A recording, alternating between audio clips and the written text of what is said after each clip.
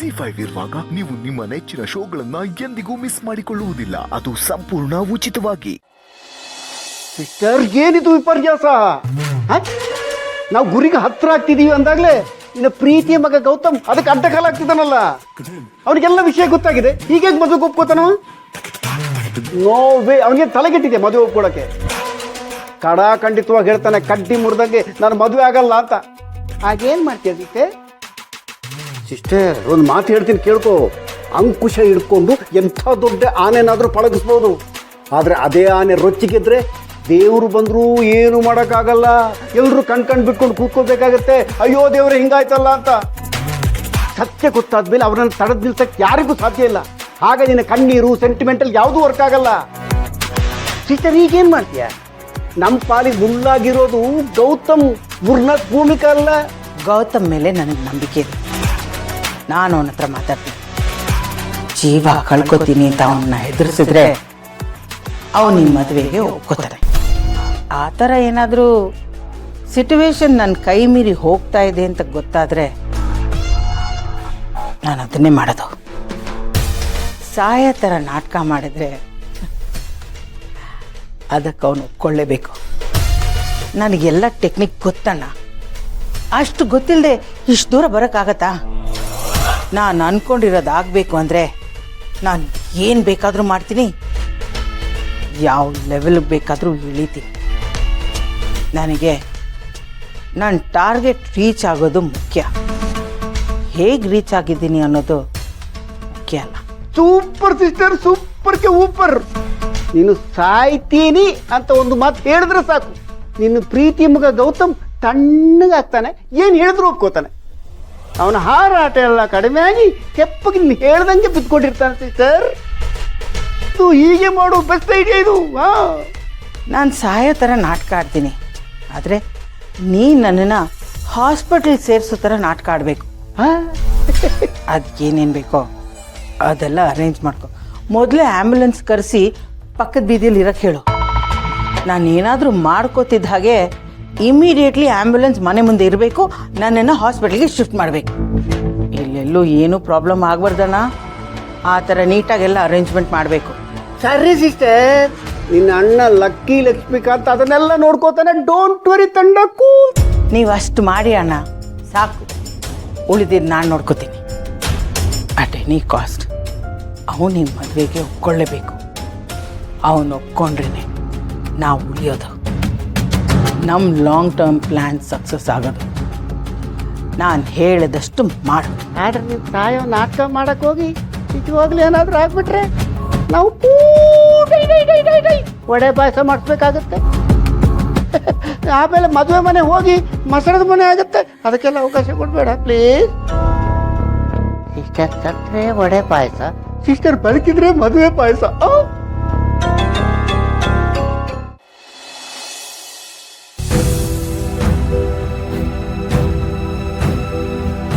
ಏನಪ್ಪ ಗೆಳೆಯ, ಇಷ್ಟೊತ್ತಲ್ಲಿ ಕಾಲ್ ಮಾಡ್ಬಿಟ್ಟಿದ್ಯಾ? ಏನು ಸಮಾಚಾರ? ಹಲೋ. ಹೇಯ್, ಕಾಲ್ ಮಾಡ್ಬಿಟ್ಟು ಮ್ಯೂಟ್ ಆಗ್ಬಿಟ್ರಿ ಏನು ಅನ್ಕೋಬೇಕು ನಾನು? ಮಾತಾಡೋ. ಹಲೋ ಅಪ್ಪ, ಇದೆಯೇನೋ? ಹಲೋ. ಹಲೋ. ಅದು ನಿನಗೊಂದು ಶಾಕಿಂಗ್ ವಿಷಯ ಹೇಳಬೇಕು ಅಂತ. ಶಾಕಿಂಗ? ಏನಪ್ಪ ಅದು? ಯಾಕಂದ್ರೆ ಇನ್ನು ಮುಂದೆ ನಾವಿಬ್ರು ಮದ್ವೆ ಆಗ್ತಿದೀವಿ. ಈ ವಿಷಯದಲ್ಲಿ ನಿನಗಾಗ್ಲಿ ನನಗಾಗ್ಲಿ ಬೇರೆ ಆಪ್ಷನ್ಸ್ ಇಲ್ಲ. 2ನೇ ಮದುವೆ ಆಗಲೇಬೇಕು. 5-6 ಜನ ಶಾಸ್ತ್ರಿಗಳಿಗೆ ನಿನ್ ಜಾತಕನ ತೋರಿಸಿದೀನಿ. ಹಿರಿ ಮಗನ್ಗೆ ಮಗು ಆದ್ರೆ ಮಾತ್ರ ವಂಶ ಬೆಳೆಯೋದು. ಭೂಮಿಕಾ, ಈ ತರ ಆಲೋಚನೆ ಮಾಡೋದಕ್ಕೆ ಮನ್ಸಾದ್ರೂ ಹೇಗ್ರಿ ಬಂತು ನಿಮಗೆ? ಸಮಸ್ಯೆ ಇದೆ, ಆದ್ರೆ ಭೂಮಿಕಾ ಅಲ್ಲ, ನನ್ನಲ್ಲಿ. ಈಗ ನಾನು ಏನೋ ಮಾಡ್ಲಿ? ನಾನು ಮದುವೆ ಆಗದೆ ಇದ್ರೆ ಎಲ್ರಿಗೂ ನೋವು ಕೊಟ್ಕೊಂಡಿರ್ಬೇಕು. ಮದುವೆ ಆದ್ರೆ ನಾನು ನೋವು ತಿನ್ಬೇಕು. ಒಟ್ಟಿನಲ್ಲಿ ನಾನು ಏನು ಮಾಡಿದ್ರೂ ನೋವು ತಿನ್ನೋದಂತೂ ತಪ್ಪಲ್ಲ ಕಣ. ನನಗಂತೂ ಏನು ಮಾಡಬೇಕು ಅಂತ ಗೊತ್ತಾಗ್ತಾಯಿಲ್ಲ. ದಿಕ್ಕೆ ತೋರಿಸ್ದಾಗ ಆಗ್ಬಿಟ್ಟಿದೆ. ಅಲ್ಲ ಕಣ ಗೆಳೆಯ, ಇದನ್ನು ಕೇಳೋದಕ್ಕೆ ನನಗೆ ಇಷ್ಟೊಂದು ಕಷ್ಟ ಆಗ್ತಾ ಇದೆ. ನೀನು ಅದು ಹೆಂಗೋ ಸಹಿಸ್ಕೊಂಡಿದ್ಯಾ? ಅದಕ್ಕೇನೆ ನಿನಗೆ ಇನ್ನೊಂದು ಮದುವೆ ಮಾಡಕ್ಕೆ ಹೊರಟಿದ್ದಾರೆ ಅಂದರೆ ಏನು ಹೇಳೋದು? ಅವ್ರು ನಿನ್ನನ್ನು ಹೆಂಗೋ ಬಿಟ್ಟಿರ್ತಾರೆ. ಏನಾಗಿದೆ ಅವ್ರಿಗೆ? ಏನಾಯ್ತು ಗೊತ್ತಿಲ್ಲ ಕಣೋ. ನಾನು ಹೇಳೋ ಅಷ್ಟು ಹೇಳ್ದೆ, ಅವರಂತೂ ಸುಮ್ಮನೆ ಒಂದೇ ಸಮ ಹಠ ಮಾಡ್ತಾ ಇದ್ದಾರೆ ನನ್ನ ಮದುವೆ ಆಗಲೇಬೇಕು ಅಂತ. ಅವ್ರ ಜಾಗದಲ್ಲಿ ಇನ್ನೊಬ್ಬರನ್ನ ಕಲ್ಪನೆ ಮಾಡ್ಕೊಳಕ್ಕೂ ನನ್ನ ಕೈಲಿ ಆಗ್ತಾ ಇಲ್ಲ ಕಣೋ. ಇದನ್ನೆಲ್ಲ ನಾನು ಹೇಗೆ ಅರ್ಗಿಸ್ಕೊಳ್ಳಿ? ನನ್ಗೆ ಏನು ಹೇಳಬೇಕು ಅಂತಾನೆ ಗೊತ್ತಾಗ್ತಾ ಇಲ್ಲ ಗೆಳೆಯ. ನಾನು ನಿನಗೆ ಸಮಾಧಾನ ಮಾಡಲಾ ಅಥವಾ ನನ್ನನ್ನು ನಾನು ಸಮಾಧಾನ ಮಾಡ್ಕೊಳ್ಳ? ನೋಡಾನಂದ, ಈಗ ನಾನು ಯಾರ ಕಡೆ ವಾಲಿದ್ರು ಜೀವನ ಪರ್ಯಂತ ನೋವು ತಿನ್ಬೇಕಾದವ್ ನಾನೊಬ್ಬನೇ.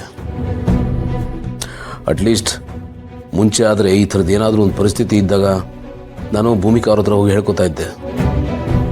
ಅವರು ನನಗೆ ಸಮಾಧಾನ ಮಾಡೋರು, ಏನೋ ಒಂದು ಸೊಲ್ಯೂಷನ್ ಕೊಡ್ತಾಯಿದ್ರು. ಈಗ ನಾನು ಯಾರ ಹತ್ರ ಹೋಗಿ ಹೇಳ್ಕೊಳ್ಳೋ? ಅವರೇ ಆಟ ಹಿಡಿದು ಕೂತಿದ್ದಾರೆ. ವರ ಕೊಡೋ ದೇವರೇನೆ ಶಾಪ ಕೊಟ್ಟಂಗೆ ಆಗಿದೆ ನನ್ನ ಜೀವನ. ಯಾಕೋ ನನ್ನ ಲೈಫ್ ಹಿಂಗಾಗೋಯ್ತು. ಪ್ಲೀಸ್ ಸಮಾಧಾನ ಮಾಡ್ಕೊಪ್ಪ. ಇನ್ಯಾವಲಾದ್ರೂ ಕಾಲ್ ಮಾಡ್ತೀನಿ ಬಿಡು. ಪರವಾಗಿಲ್ಲ, ಮಾತಾಡೋ. ನಿನಗೆ ಸಮಾಧಾನ ಆಗೋವರೆಗೂ ಮಾತಾಡಪ್ಪ. ನಿನ್ನ ಮನಸ್ಸು ಹಗುರ ಆಗೋವರೆಗೂ ಮಾತಾಡು. ಥ್ಯಾಂಕ್ಸ್ ಕಣ. ಇಲ್ಲ ಮಲ್ಕೋ, ನಂಗೆ ಸ್ವಲ್ಪ ಕೆಲಸ ಇದೆ. Good night.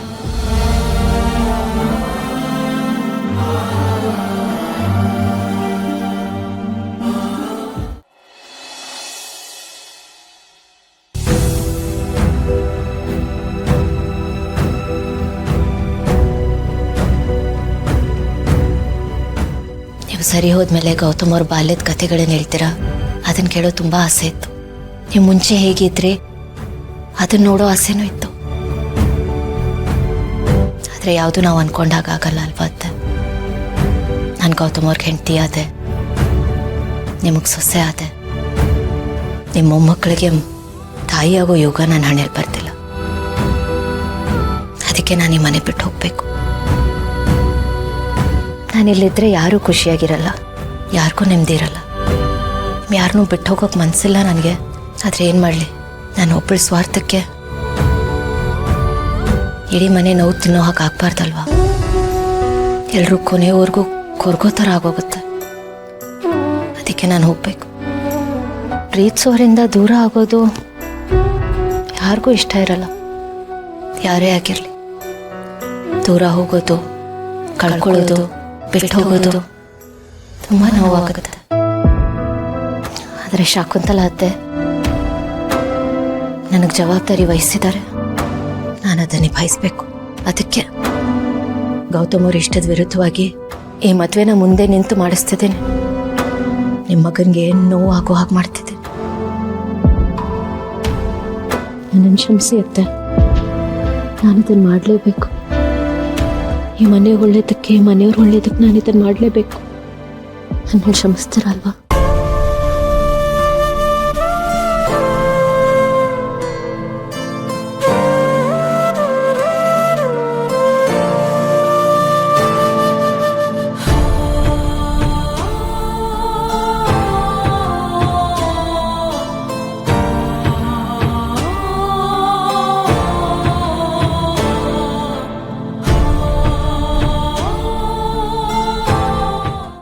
ZEE5 app download ಮಾಡಿ ಎಲ್ಲಾ ಸಂಚಿಕೆಗಳನ್ನು ಸಂಪೂರ್ಣ ಉಚಿತವಾಗಿ ನೋಡಿ.